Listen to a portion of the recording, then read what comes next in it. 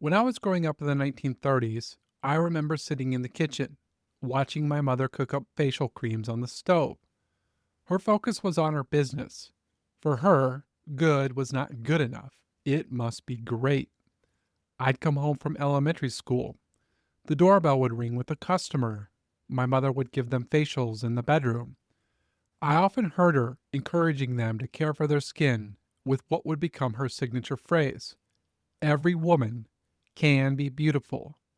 When the women walked through the living room after their treatments, their skin glowed, and their purses often held a few newly purchased black and white containers labeled Estée Lauder. The company and I grew up together, our lives as closely paired as twins. It has always been more than a family company. It was and continues to be my family. This is our story. It's the story of a family's transformation. If we just think about that for a second, here we have a kid, he's watching his mother build her business one face at a time. This is so powerful that 80 years later, as Leonard Lauder is writing his book, he takes us back to that kitchen where everything started. Leonard Lauder, he put out his memoirs a few years ago, and it gives us this nice inside view of how Estée Lauder, the company, was founded and how he grew it into a collection of the finest beauty brands in the world. The title of the book is called The Company I Keep, My Life in Beauty. I find the title itself quite interesting. Leonard, he knows something, and he learned it early in life, that he was really smart. But he also sees that the world is full of people that are even smarter than he is. And what shocked me about Leonard is that he put his ego on the chopping block as a young man, and he vows to seek out the smartest and hire them, embrace them, and keep them in his company. The story itself starts off with perhaps the smartest saleswoman in history, his mother, Estée Lauder, someone that I admire a great deal, and we covered her just a couple of episodes ago on episode number 20. In the early days, as we had heard, she was selling one jar at a time from the family apartment. Leonard, he sees with his own eyes how great products are developed, the pure love and the focus that goes into them. He tells us how his parents, Estée and Joe, taught him lifelong business lessons. And along the way, he leans into the world and he's always taking note of the things that are going on around him.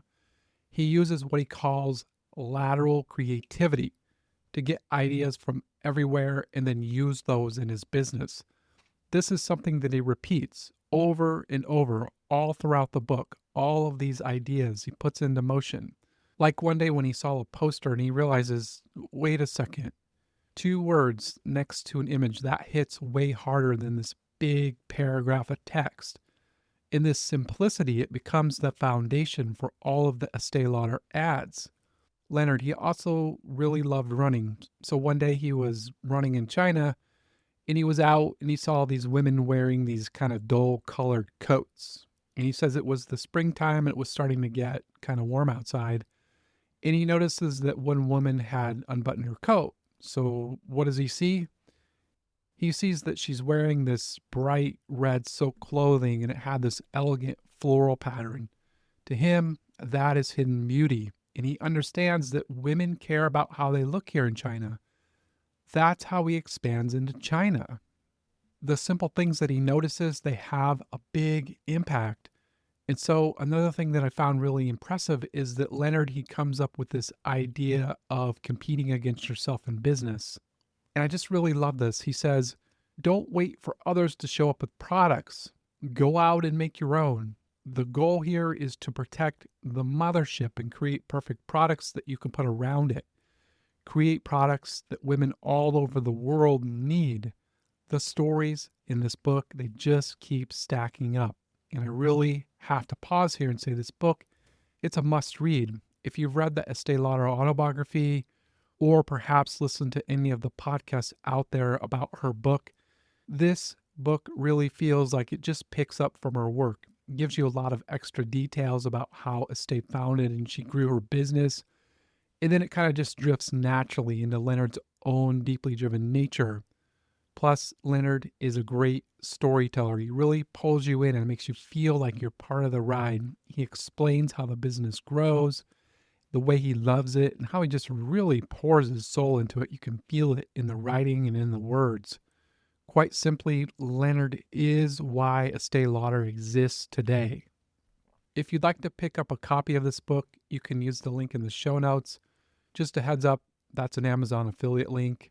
For any of the commissions that I earn, I donate 100% to help children's literacy. That's something I believe in very deeply. If you happen to listen to episode 20, you know that Estée found her passion early in life. She followed it persistently with all of her heart, and she founded Estée Lauder, and I admire her story. If you can pick up a copy of her book, it's 100% worth the time, and I consider it an absolute must-read if you're in business. As a young wife living in Manhattan, Estée Lauder, the company, and her first son Leonard, they're both born in the year 1933 at the height of the Great Depression. And this is where the family story and the business story, they become one.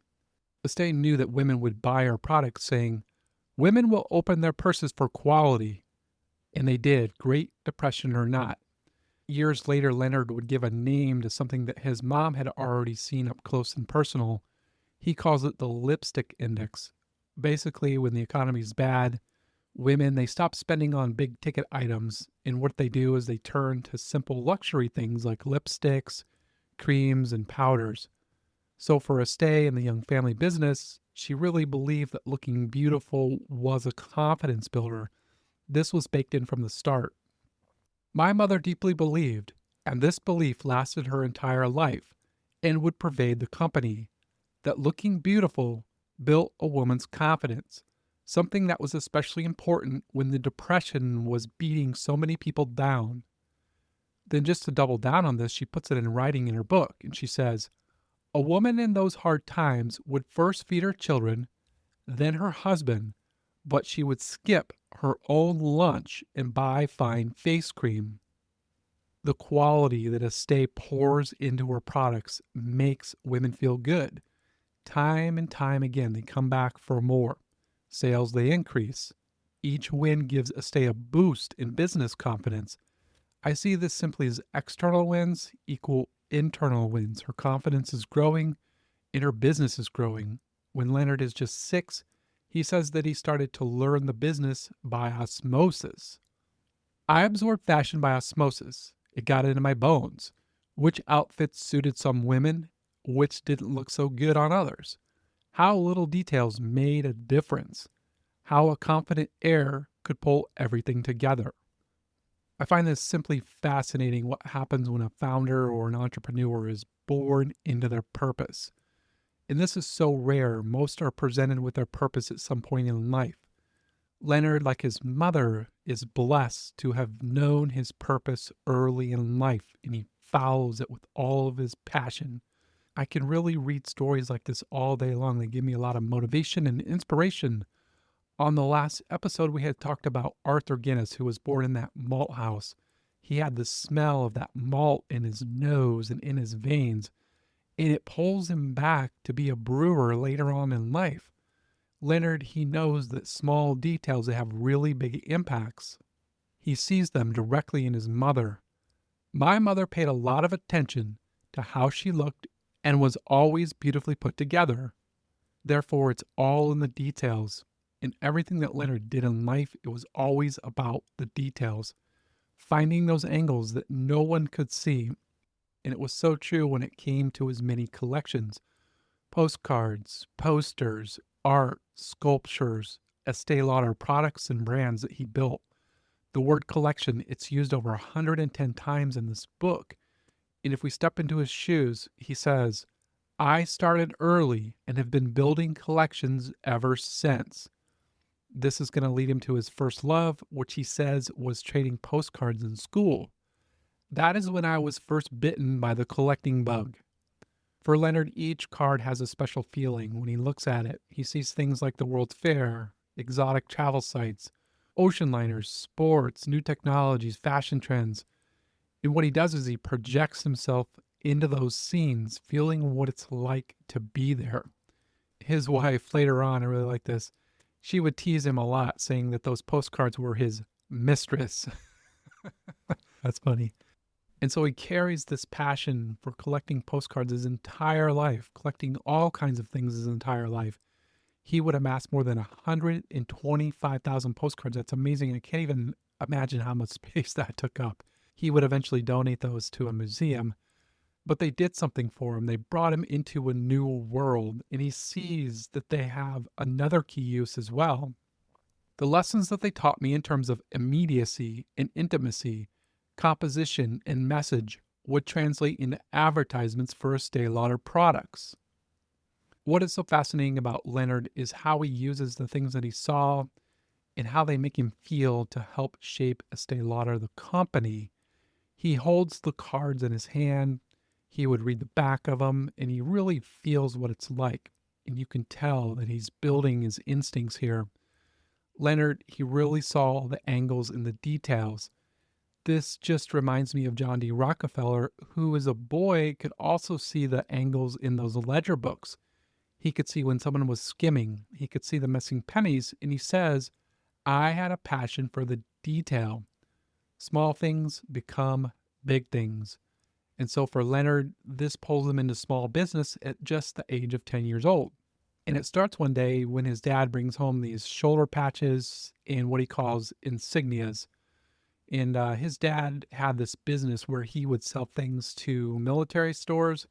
So naturally, he just brings home these insignias for Leonard. And they really stood out because they were different. And he already knows from collecting and trading postcards that the unique items, they have a lot more value than just things that are common. So at this point, we can really feel his excitement is increasing. He had something special and he goes to work. I remember one week being very excited because I had sold more than $10 worth of insignias. I took the money and put it right into my bank account at Central Savings Bank. I was a businessman. This was my first commercial venture and it felt good.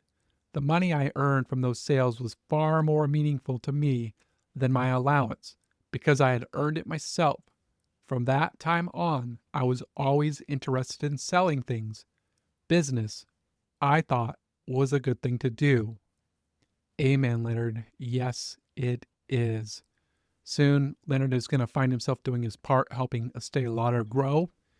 And what would set this off? Well, World War II had started. Long before he came up with that term lipstick index, it starts to show its strength right here. Because as the war was going, more and more women entered the workforce to help out. For example, 65% were women. Before the war, just 1%. And so this put more money in the hands of women. And what did Estée say about this? Women will open their purses for quality. And that they did. Sales would go from $450 million to over $711 million by the end of the war. This keeps Leonard busy. For some reason, right here, as we go through these next details, I picture Sonic the Hedgehog just running around at super fast speed, but with the mind of Einstein, always observing the details, building a collection of trusted sources. I was sent out with a shopping list to see what I could find at the local drugstores. I'd buy a pound of emulsifier here and a quart of mineral oil there. I got to know the most reliable sources and became my mother's most trusted supplier. Then back at home, the maid's room was where we stored the cartons of empty jars and the bottles. I was in charge of moving the cases around to make more room, so I knew exactly how much the business was growing. But then he's back out into the city. I was assigned the job of collecting the cash. Once a week, I'd hop on the bus and go from salon to salon. By the end of my rounds, my school bag was stuffed with between $100 and $200. A lot of money in those days. Brick by brick, the foundation keeps getting stronger, and he knew business was a good thing to do. But for Leonard, it wasn't all about business. He did have some free time. And his parents, they would be traveling a lot for business, so this gives him time to explore around the city. And he says that he would fall in love with the movies and going to all of the various museums. But on the subconscious level, I really do think it was all about business. He would say, I didn't know it at the time, but I was honing my eye for a life appreciating art and design. This is going to feed deeply into his business life later on, designing new products and packages, and it just flows into his art collections as well. Now, the next thing that I wanted to share with you is that in her book, Estée, she spoke about this time when she and her husband Joe, they had decided to go into business full time. So what they would do is they would have a meeting with their accountant and their lawyer. And it was just the four of them plus one more, Leonard. Now imagine here that you're in Leonard's shoes. You're listening, you're watching the faces, the reactions, the verbal tones, everything that's going on. You're not speaking, you're just paying attention and observing. How would this make you feel? There were five of us around the table: my parents, their accountant and lawyer, and me. After years of hard work and heartache, my parents had scrimped together enough money to take an enormous gamble. Instead of selling their products through small concessions and beauty salons, they intended to break into the major leagues, selling wholesale. The accountant and the lawyer were horrified by their announcement. It'll never work. The mortality rate in the cosmetics business is so high. You'll lose all your money. They pleaded with my parents to reconsider. Estée, Joe, we beg you, don't do it. You're listening, you're watching, probably you're feeling ignored, but you're absorbing, not sure really what's going to happen next. Are they going to take this advice? What is the end result going to be? The dinner ends, but then shortly after this, the golden response. Good accountants and lawyers make good accountants and lawyers, they would later say, but we make the business decisions. And that stuck with Leonard. Experts, they tell you the risk. That's their job. But they don't live with the outcome. You do. Always make the business decisions, right or wrong. Leonard talks a lot about decisions in the book, how important they are. And I'll add additional insights about this as we go along. With just 4 products, one saleswoman going up against Revlon, Helena Rubinstein, and Elizabeth Arden. These were the titans of the industry. Leonard says that his mother would work outside, traveling all over the country, promoting and selling products. She always has her finger on the pulse and her hand on the face of the customers. Because Estée, she knew that if she had 5 minutes to show a woman how to use her products, that would almost always result in a sale. She always said, showing counts more than telling. Estée was correct, and the business continues to grow steadily. All of those years of servicing women in her home and in the small beauty salons developed a really strong network for her, and this turned into a powerful word of mouth army that Estée calls Tell a Woman. This changes everything for them because it's hard to hide quality products. They're all natural and they just plain work. The Tell a Woman campaign is so successful that it leads to what I like to call Tell a Store. And Estée uses this to her advantage, especially to land the Saks Fifth Avenue account. One day she was scheduled to speak at this charity and fashion show at the Waldorf Astoria it was. And this is just a few blocks from Saks. So what does she do? She goes out and she hires some models.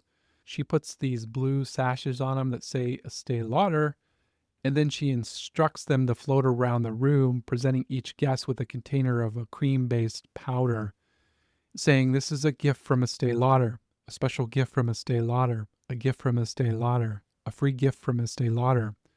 And from Leonard's book, we're treated with a special view about this event. He tells us directly that in later years, there would be a lot of rumors about this particular gift. It had been described as this Duchess red lipstick that was in a metal case, but that wasn't true. The gift itself was a 2x2 box of face powder. How does he know that? Simple. I know that because I filled each one, sticking on the Estée Lauder label and stacking the boxes, hundreds of them, into cartons. My mother had this idea that by the time the woman got to the bottom of the box, that they would have used the powder for so long that they would have become used to it and they would like it and they would want to buy more. She wasn't wrong about this. This has immediate results. As the luncheon broke up, there formed a line of people across Park Avenue and 15th Street into Saks, asking for Estée Lauder products. Oh, that's awesome. Estée and her company, they're going to land their first purchase order from Saks for $800. This is where the real fun starts. Estée and Joe, they're going to go out and pay 6 months rent up front to lease just the kitchen area of a former restaurant. They couldn't afford to lease the entire space. Eventually, they're going to grow into it. This is another view that we get from Leonard's book about the early days. In Estée's book, she just says restaurant. Leonard gives us some extra behind the scenes detail about that. They would go out and they would hire 2 employees to help them make the cosmetics, and they would call this first location their quote unquote factory. Leonard's father, Joe, he's going to work inside. He just oversees the factory and the business side of the company. And Leonard would say the following about his father: he was the hardest working person I ever met. For Leonard, he's going to find himself on the payroll. At 13, I worked in the plant most afternoons after school and most weekends. I was paid 25 cents an hour, a good wage at the time. Within 2 years, I had graduated to typing up all of the invoices. I was the billing clerk, not a billing clerk, but the billing clerk. And in any case, when you see your parents working so hard, that is what you do too.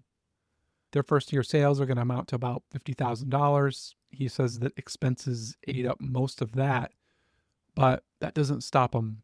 Estée Lauder focused on selling in the high-end specialty stores. Tell a woman plus tell a store, compounded with the persistence of Estée Lauder, the saleswoman, equals incredible momentum, which oftentimes meant for Leonard that he was left to his own devices as his parents worked nonstop. And this gives him a sense of independence. He was focused on his homework. He was focused on working in the factory. And then at the same time, he really loves exploring all over the city.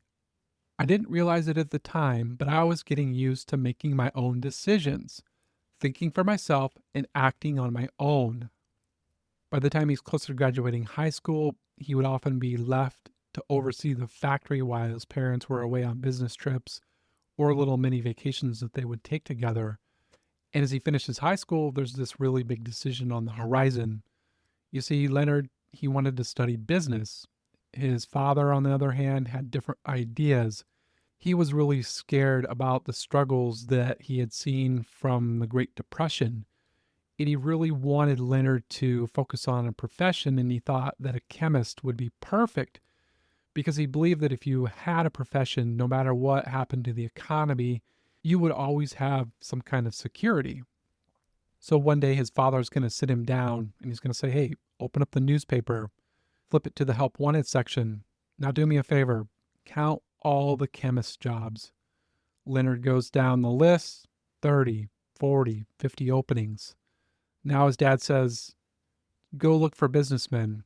So Leonard looks. His dad says, how many do you see? 0. Point taken. But Leonard, he still has a different view. I figured that if I were a good enough businessman, I could list my own help wanted ad and hire my own chemist. Then just to add to this decision, at this time Revlon had come knocking. The founder of Revlon was Charles Revson, and he had offered Estée Lauder $1 million for the company. This is 1950 money. That is an insane amount of money in 1950. Estée flat out says no. She tells Leonard, I said no because I wanted to keep the company for my children. In his reaction here in the book, he says, that was fine with me. I loved working at the company, but I didn't want to be a chemist. Good choice, Leonard. He followed his passion in his heart. I admire that. So it's the fall of 1950. Leonard sticks to his guns and he enters the Wharton School of Business. As Leonard heads off to school, back home, his parents are going to hit a wall. After 5 years in business, sales were still below $500,000 a year.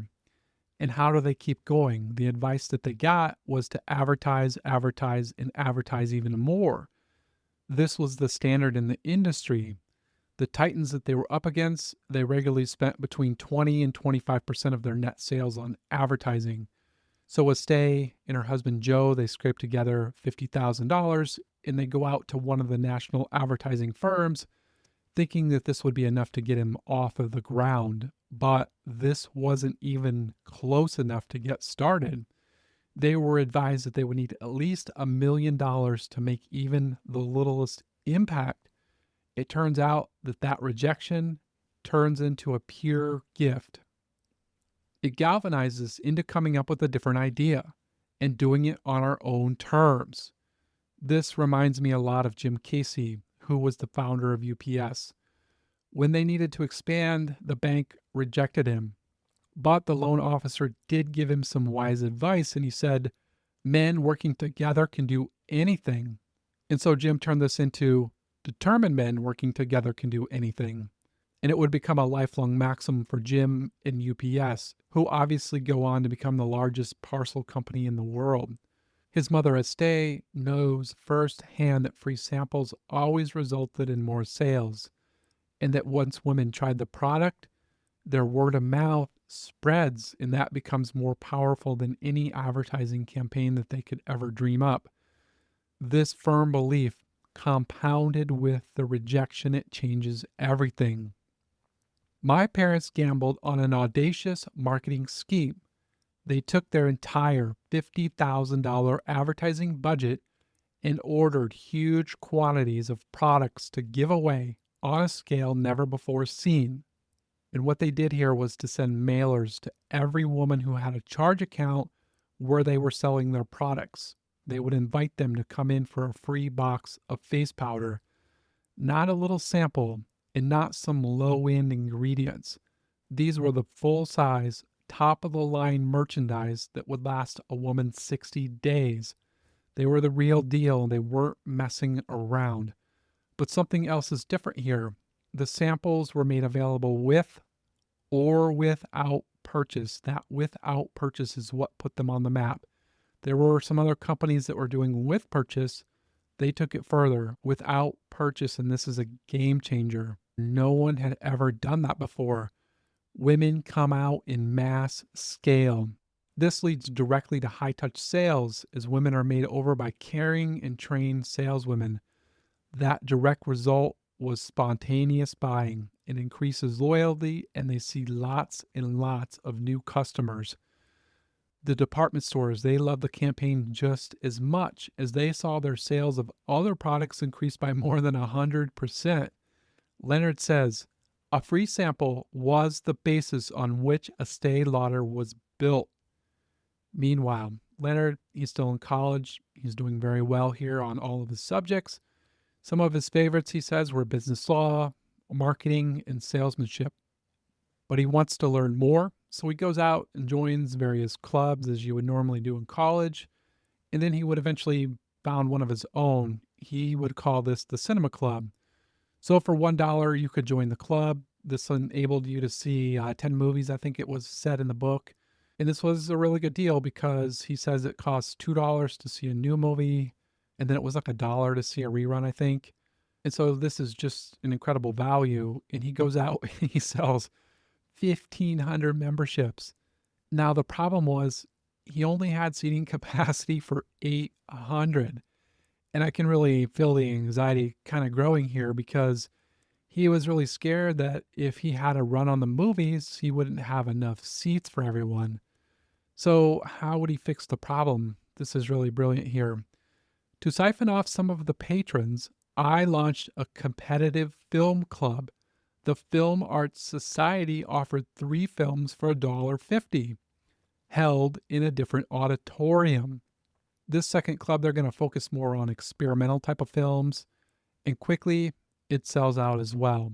Now, the really interesting part here, no one knew that he ran both clubs. From the outside, they appear as competitors, different films, different audiences. Both of them are sold out. And that's when it clicks. I learned a valuable lesson. You can compete with yourself and win. It was a lesson that, a decade later, would spawn Clinique, and would eventually inform the thinking behind the Estée Lauder Company's portfolio of brands. The lessons in the book just keep stacking up. During the summers, Leonard he goes to work as a camp counselor for 6 and 7 year olds. What he does here is he shows them everything in camp, including how to swim, how to play baseball, how to play softball, and he discovers that he was really good at teaching. Teaching kids forces you to focus on the absolute fundamentals of the topic. Start talking about anything extraneous. In fact, start talking about anything except the basics, and you'll lose their attention. However, if you can successfully teach a 6-year-old kid, whether you're teaching him how to put his face in the water or coaching her how to hit a softball, you can teach anyone anything. That's as true for selling as it is for swimming or softball. Years later, these lessons are absolute fundamentals that become the core of the Estée Lauder training program. Training is all about teaching people that they can achieve anything if they know what to do and how to do it, and giving them the confidence to do it well. In the book, Leonard says that if you hired a new saleswoman and she doesn't make a sale that first week, generally they're out of there. They don't stay for very long. But if they do make a sale, they're staying for life. So we're back in college here. Leonard, he's making really good progress.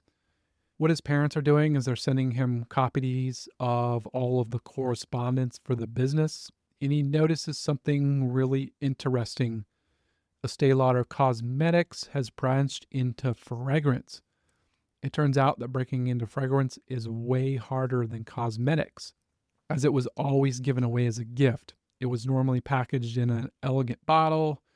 It came with a special box, and it was only used on special occasions, so it tended to last forever. It wasn't a high repeat purchase type of item. Estée, in her book, she's going to give us some insights about her thinking around perfume and fragrance and why it was such a shame why a woman couldn't buy it for herself. It was considered self-indulgent, narcissistic, and even decadent for a woman to treat herself to a bottle of perfume. Estée, she approaches this product completely differently. She doesn't call what she develops perfume. She called it youth dew, and then she marketed it as a bath oil. And this changes everything. It helps Estée fulfill her lifelong vision of making women think about perfume the same way as they did about lipstick. And it gives women permission to go out and buy it for themselves, which they did. At Neiman Marcus, sales of Estée Lauder products went from $300 a week to $5,000 a week. Not surprisingly, Youth Dew would go on to develop into one of the world's best-selling fragrances, and nobody saw this coming. They had successfully backed themselves into a market. They flew under the radar in a very non-threatening way. Leonard learns really early here to pick his battles in what is a highly competitive and cutthroat business. So if we fast forward here just a little bit, Leonard had just graduated from the Wharton School of Business. He finished his third in his class of 750, and he perceives himself as really smart. I mean, that's pretty high up there, 3 out of 750. So he did what he thought was obvious. He applies to Harvard Business School and got rejected. And so he says he had to turn to what would be plan B.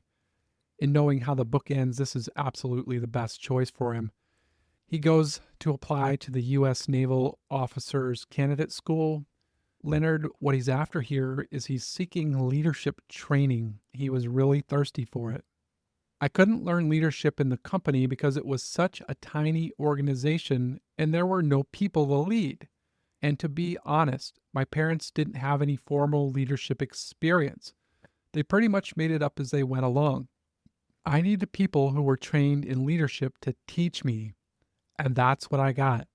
The Navy gave me a PhD in hands-on leadership. Quickly, Leonard is stunned. After a 4-month training program, he learns that he finishes 12th out of 24. middle of the pack. However, something shifts inside of him. I eventually realized, okay, I'm not the smartest guy around, but I only need to prove myself to myself. I don't need to prove myself to others. That was the key turning point. The ranking taught me the greatest lesson of my life. No matter how smart you think you are, there's always someone who's smarter. No matter how good you are, there's always someone better. I vowed that when I got out of the Navy and went into business, I would search out and hire exactly those people. So if they were the head of sales, they would sell better than me. If they were a copywriter, they would write better copy. They all had to be better. I would respect and celebrate their abilities and never be threatened by them. This belief would play an enormous role in the growth of Estée Lauder and help us build a company of the greatest people in the world. Leonard learns endless lessons in the Navy that he uses all throughout his career at Estée Lauder. These, I think they're really deep, and what I wanted to do here is just run through some of the top ones that he shares with us in the book. I'm just going to run down the list here real quickly so that you can get a feel of everything that he takes away from the Navy. Decisiveness is a must. The wrong decision is better than no decision. We spoke about decisions earlier. This is drilled in even deeper. Give praise about accomplishments and hard work as often as you can. Just be sure it's meaningful. Praise in public, criticize in private. Plus, he also says never write criticism down on paper. People will just take that home and they'll read it over and over. Always give criticism verbally. If you want to write anything down, write down the things that you're going to praise them for. When someone tells you that they did something good, thank them and the person who did the good deed. This doubles your gratefulness. You can delegate authority, but not accountability. A leader takes actions for themselves and their team. The buck stops with you. If you respect others, they will respect you. Now, another interesting thing that Leonard did here in the Navy was that he was tasked with teaching an American history class, which quickly becomes a hit with all of the sailors that are aboard the ship. He learned something that sticks with them here. The men learned about American history, and I learned something too. Stories are a powerful platform, and a tale told by a good storyteller is far more mesmerizing than the sound of your own voice. What he sees here is that men lean in when they hear a tale, not a lecture. So after 3 years, Leonard finishes his obligation with the Navy and he's preparing to exit. And in the book here, he describes this interesting strategy that he had learned and observed. The aircraft carrier always has a destroyer along with it. This helps to serve as a screen for the larger ship.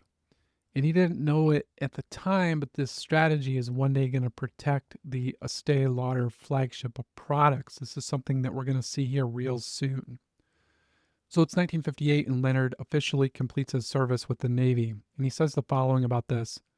I had made an important discovery. I succeeded on my own. The Navy was not a family business. I succeeded not because of my parents and because of my name, but because of me. That gave me the confidence that I could do anything I tried to do. And so Leonard, he's going to take himself a little break. He's going to head to Vermont for some skiing and reflection, trying to figure out what it is that he wanted to do in life. He needs to choose an arena where he can lead. Life is about to give it to him. The sun was shining out of a sky as pure blue as only the sky can be on a clear winter day in Vermont. It seemed to invite me to take a chance. As I swished down the slope, I felt I had stepped out of one life and into another. That day in Vermont, I decided that Estée Lauder was my destiny. I set a new goal. I wanted to make Estée Lauder the best company in the world. So as Leonard joins the company in 1958, they're still very small. They're doing less than $1 million a year in sales. And I think they had something like a dozen employees or so, and they only sold to a handful of upscale specialty stores. And so he says he started poring over the sales reports, and he can clearly see what is selling and what's not selling. And from this, he quickly builds a mental model for what he wants the future to look like at the company. My dream was to make Estee Lauder the General Motors of the beauty business, with multiple brands, multiple product lines, and a multinational distribution. Leonard was familiar with GM's history and how they had blown past Ford's one brand with their really long list of multiple brands. This was not just his first order of business, he says it was his long term vision and vision it would be over the next 50 years that guided him. Now, shortly after starting, something really big happens. One day he's going to walk into the buyer's office at Neiman Marcus and he's going to learn some valuable firsthand information. You know, we have a product that every time we sample it, the customer comes back to buy it. Not most times, every time. It's your Youth Dew bath oil. You have a winner there. Free market research. Leonard listens to the feedback and right away he goes and orders 50,000 samples of Youth Dew. By the end of the year, 80% of their sales were coming from Youth Dew. This one act alone changes the entire history of the company. Revenues increase, and it's obvious where Leonard belongs. He belongs in sales.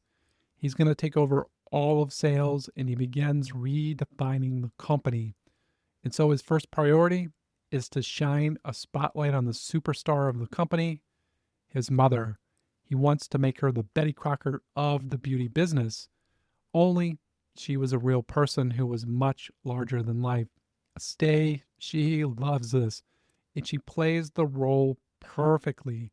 She was always dressed beautifully, and she desired to be in front of the camera, and she did loads and loads of interviews. From reading Estée's book and this book, she actually didn't have to play the part. She was the part. This was her deep inner purpose and her drive. She naturally thrived on this. She loved it. It was play for her.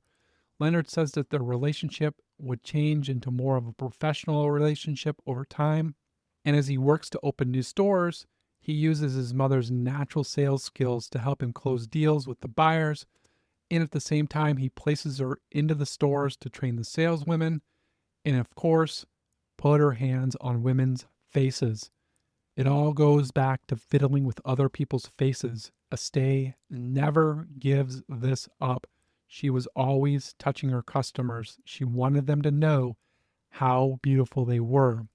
Now, it doesn't take them long. The company quickly becomes the fastest growing and the hottest new brand in the specialty stores. But they still had a lot of work to do as they were behind in these high-end department stores. So he rolls out the time-tested playbook and he drops a large number of direct mailers. Now keep in mind, at this particular time in history, direct mailers, they're not that common. So this was really pioneering stuff. So he would send out as many as 100,000 mailers. And they would say something like, come into the beauty counter at so-and-so department store for a free sample. And here's where things get interesting. This brings women in by the hundreds.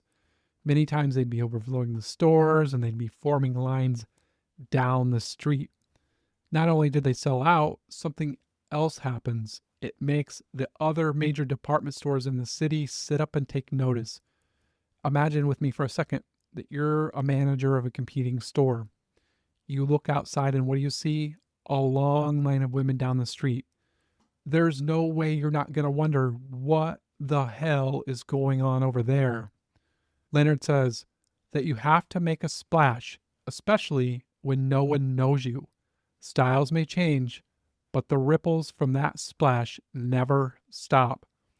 For Leonard as a young leader here, something else important is happening. He's learning to trust his instincts. This helps him connect the dots a lot faster. When you can make those business decisions faster, obviously you move forward faster in business. This is the same instinct that drove Elon Musk to bet everything on one more Falcon rocket launch, the same instinct that made Estée turn down that $1 million from Revlon, and the same instinct that we saw with Arthur Guinness on the last episode, who signed a 9,000-year lease on a rundown brewery. Leonard, he goes on to also say that if you have to make a choice between what your head says and what your heart says, always follow your heart. founders trust their instincts and they follow their hearts. Speaking of hearts here, Leonard is going to meet his first wife, Evelyn, in 1958, I believe it was said. Yeah, 1958. And they're going to marry the following year in 1959. And here's how you know how deeply committed he was to the business. He goes out and he pulls what I like to call a Sam Walton move. He's on his honeymoon. They're out in California. They're enjoying themselves. He brings his new bride on a sales call to a store that was called Bullock's. Not just one store, they visited a few of them. Leonard, he goes on to explain later in the book that the store visits were always a priority for him. I guess he wasn't pulling a Sam Walton move. He just has that same entrepreneurial spirit as Sam, and he really knew that being in the stores was critical early in his career. What he does is he plans all of his family vacations around store visits. He wants to be able to spend his time in the stores because he understood that the best information, it comes from the front line. He's always making connections with the folks that are there selling the products. He was learning his business from A to Z.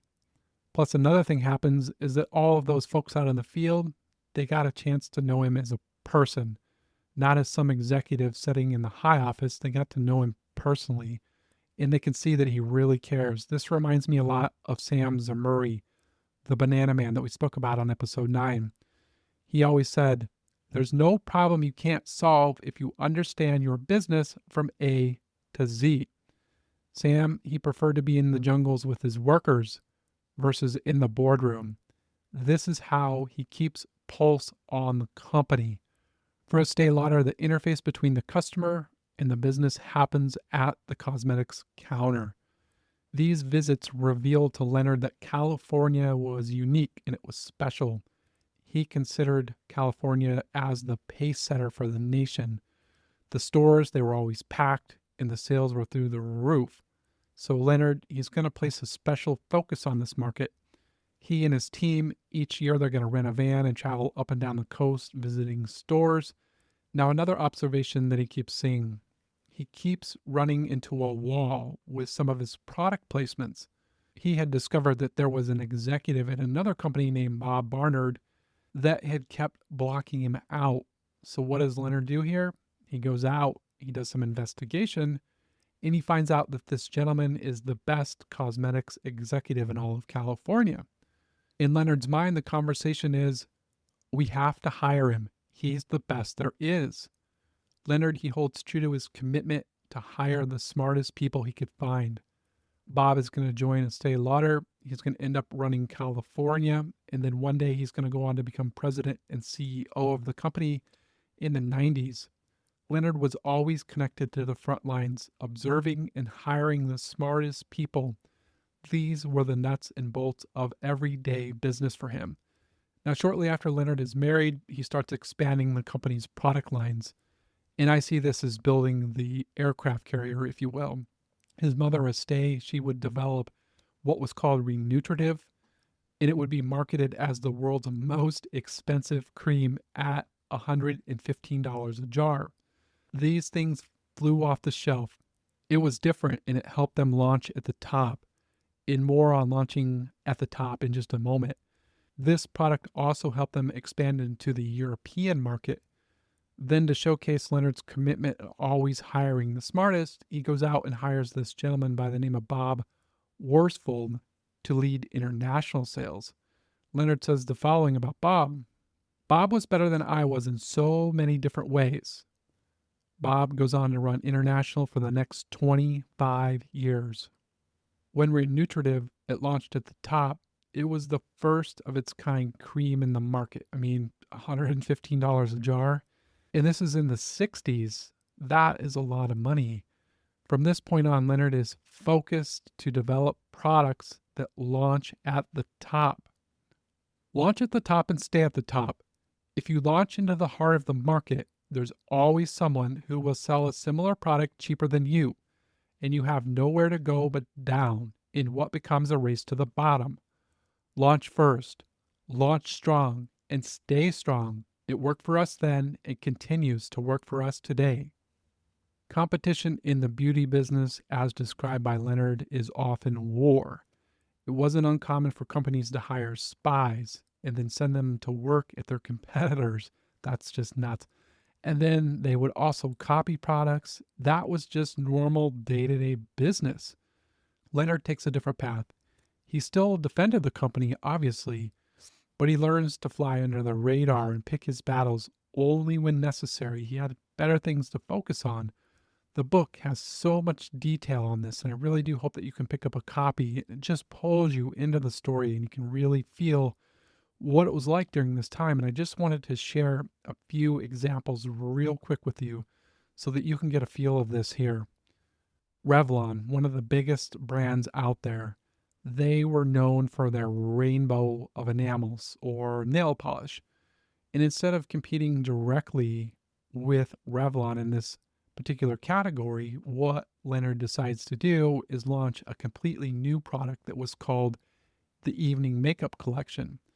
This collection, it has a wide range of colors for your face, your eyes, and your lips. For them, it was another launch at the top of the market. This was really revolutionary. No one had this type of evening makeup collection.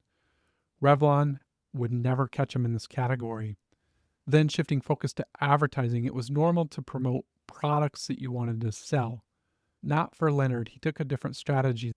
The brand would be timeless and would translate across languages and countries.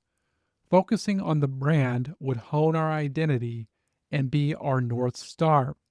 If a product is a musical instrument, a brand is the entire orchestra. Remember, he had that goal to create the GM of the cosmetics industry. They keep moving forward with products. They roll out the Daylight collection. Then they follow this by the Armistice collection. This was fragrances for men. They had over 20 different fragrances. And the way they broke into the men's category is with gift with purchase. They gave away 400,000 free samples. So each time a woman would buy something, they would give her a sample to bring to her husband. Needless to say, Armis went on to be an instant hit, another launch at the top. To help expand the products, Leonard, he goes out and he hires the best R&D talent that he can find. And then finally, he fulfills a promise that he had kept to himself to hire a chemist. The company today, they hold over 120 unique patents. Now, if we fast forward just a little bit here, we're in the mid-60s. Estée Lauder is the fastest growing beauty company in the United States. And Leonard could see that customer buying trends, they're changing quite rapidly. More and more people are moving out to the suburbs. In these shopping malls are springing up all over the place. Then in addition, young women who were born during that baby boomer generation, they're starting to become old enough to buy their own cosmetics, and more women are continuing to move into the workforce. Leonard notices something. What he sees is that the more that women earned, the more conscious they were about their skin and the skin sensitivity. They really wanted products that would match those expectations. For some reason, this section of the book and what he observes here kind of reminds me of what we talked about with Trader Joe. In his book, he said the following: "We had noticed the people who traveled, even to San Francisco, were far more adventurous in what they were willing to put in their stomachs. Travel is, after all, a form of education." This was also happening during the mid-60s as air travel had started to become cheaper. People earn more, they typically become more educated, and this is reflected in their buying choices. So for both Leonard and Joe, they're both on the front lines of their business constantly. They can see the trends, and what do? They just stack them in their A to Z warehouse. For Estée Lauder, they developed the first full line of hypoallergenic products. This line is called Clinique. Now, this is where things get a little bit interesting, because if we think back to Leonard's college days, when he had those two competing cinema clubs, well, he uses that same strategy here with Clinique. It wouldn't be marketed as Estée Lauder Clinique or have any connection. Clinique was a stand-alone brand that would compete against Estée Lauder. Leonard says, Clinique was the anti-cosmetic and sold well where Estée Lauder did not. And where Estée Lauder sold well, Clinique did not. For Clinique, they would have their own counter space. They also had saleswomen who wore these white lab coats. And then they marketed to the younger generation of women who wanted these type of products. And then to top it off, Leonard draws from his experience in collecting postcards and posters. You see, the ad for Clinique is going to be really simple but highly effective. It would show a toothbrush in a water glass on the left side of the page, and then on the right side, there were 3 Clinique products, and the headline, twice a day. So simple. I love that. It's effective. The ad runs again and again and again all over the United States and all over the world. All they had to do is change those 3 words to match the foreign language, and it was perfect. Everyone understands that concept. Today, the ad is celebrated in the Museum of Modern Art in New York. As Leonard moves into the future, the company, they continue to develop products that serve 3 pillars: fragrance, skin treatments, and makeup, which translates into more sales. At the start of the 70s, they were doing $50 million in sales. By the end of the 70s, $700 million. Through the 80s, Leonard's going to continue to run the playbook, launching prescriptives and origins to compete against Estée Lauder. Then in the early 90s, Leonard, he says that they had a very difficult decision to make. Should they take the company public? The company was already being managed basically like a public company. They would issue quarterly profit statements. They had outside auditors. They had separate profit centers. They were basically doing everything that a public company would do anyways. Leonard, in the book, he offers really deep reflection on this decision. You can tell by reading the book that they really put a lot of time, attention, and thought into this to do the right thing for the company. He does spend a lot of time in the book on this. That's why I would highly recommend picking up a copy just to understand and know all of those details. One thing really stood out for me here is what he describes as patient capital. This is the first time I've really heard this particular concept, and I really like his view on this because he says when they developed new products as a private company, it would often take them 2 or 3 years to pay themselves back because when they were developing products, they put a lot of R&D, a lot of care, and a lot of research into those products. So it took some time to get those dollars back as it gained market penetration. But once they did, the profits were usually quite phenomenal. But if you shift your view to a public company standpoint, he says that this never would have been allowed because generally that's just not acceptable. They want to see returns right away. Basically, they want them right now. So at this point, the company is worth $3 billion in the early 90s. So with everyone's blessing, they end up taking the company public in November of 1995. For Leonard, he says that it really took a lot of pressure off of him financially. He really felt that as a public company, this gave him a lot of stability. It's kind of the same thing that Sam Walton said when he took Walmart public. He said, going public really turned the company loose to grow, and it took a huge load off of me. And if we think about this for a second here, Sam and Leonard, they're both deeply impacted by the Great Depression. Leonard, he has a really great quote about this. You can take the baby out of the depression, but you can't take the depression out of the baby. So I think I can really understand how he would feel more security by taking the company public. He doesn't have to carry that burden on his back of making sure that they were always financially stable. He can offload that. And for Leonard, it does give him some more flexibility and it gives him more free time in life, which he would turn his focus to growing his collection of art. However, he does continue to grow the company as well. What he does next here is he continues to build on top of this concept of the aircraft carrier always being surrounded by destroyers. He calls this lateral creativity. I think we had mentioned that kind of at the start of the show. Basically, this is getting ideas from everywhere and then using those in your business. One day, Leonard, he's listening to an architect who's giving a lecture, and they say the following: they would plant young trees to understudy the mature trees.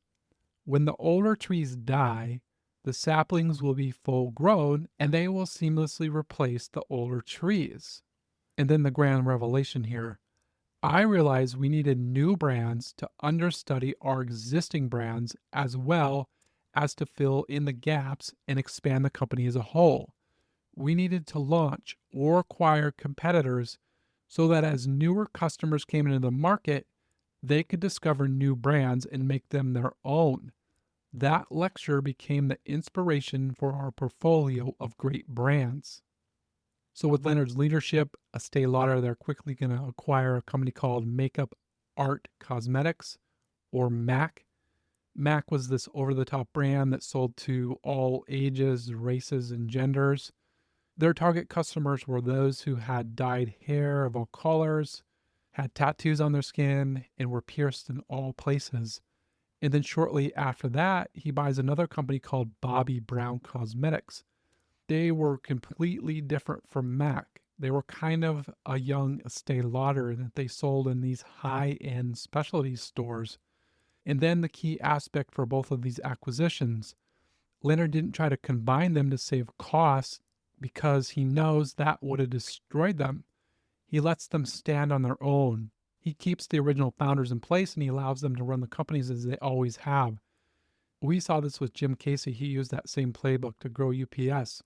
As he acquired new companies, normally he would do that for stock and then he would just keep on the original founders. And this really helped them grow because they knew the local markets. And then in addition, they were just empowered as owners to continue to drive the business forward. They were stock owners. And the better the business did, the better they did.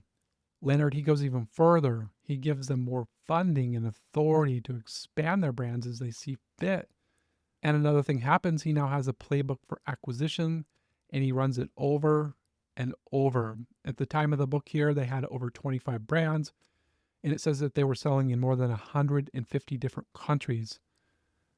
This book is a really fun read. It's a fast read. It's a great book full of interesting stories. It really feels like a playbook, similar to like Sam Walton or Joe Colombe's books. The concept of lateral creativity. I think this is how we can gain the most from books like this. Taking lessons from the stories that Leonard shares with us, stripping out his products, and inserting our own.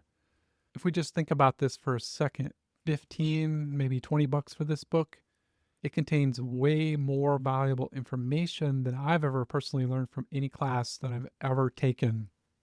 Personally speaking, I would love to see this book put into some kind of visual mind map to see how all of the things that Leonard learned in one area of his life are applied in his business. I think that would be really fascinating. Then if you could somehow overlay similar thinking from founders like Sam Walton or Joe Colombe on top of this, I think that would be super, super powerful. This is why I really believe that podcasts like this and so many others that are out there are first-class education. They help you see those connections. I realize that a lot of people may not have time to sit down and read good books like this one, but they can listen to podcasts as they're doing other things in life, which is where I also find a lot of value when I'm listening to podcasts. I love listening and learning to podcasts, and then creating them is just a joy for me. I really hope that you found some value today in the episode and that some of these lessons that we spoke about will help you in some small way in your business, especially if they help you serve your customers better with more value. That really is my ultimate goal, to take the ripple from the books that you and I talk about, pass it along to you so that you can pass it along to your customers. I just wanted to leave you with a couple final words from Leonard. I'm often asked what I'm proud of. I'm certainly proud of creating and nurturing products and brands and companies that bring in new customers. But what I'm most proud of is mentoring people. Until next time, make it a beautiful day in the neighborhood, my friend.